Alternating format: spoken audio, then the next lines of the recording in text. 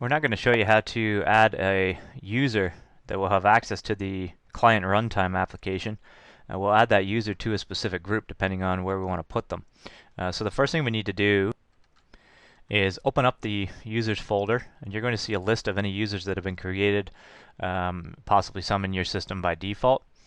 I'm going to do a right click, say new, select FactoryTalk user, and put a username up at the top here. So let's say we're going to add John, good old John Doe.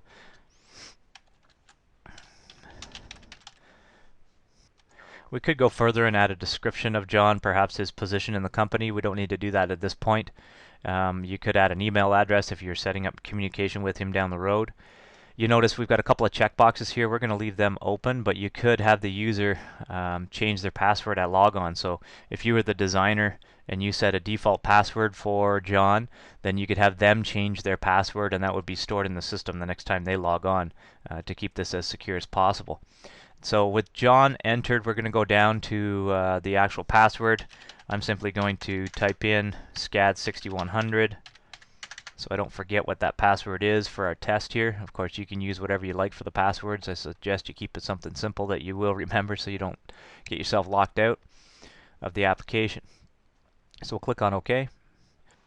So with John added as a user, as I mentioned in the folder here, we're going to go back into the user properties, click on group membership up at the top, and you notice member of. So at this point in time, he's not been added to any specific user group. So we're going to add John to the operator user group.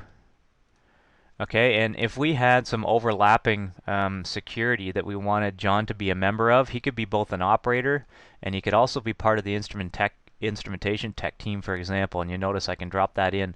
So a user could belong to multiple user groups if necessary, dependent on the security code matrix that you set up. So I'm simply going to delete instrumentation tech, leave him as an operator, click apply. And just to verify that that took place, we can go back into our user groups now. So if we look at our operator and members, John shows up as a member of that operator group. All right, back into the lab you go.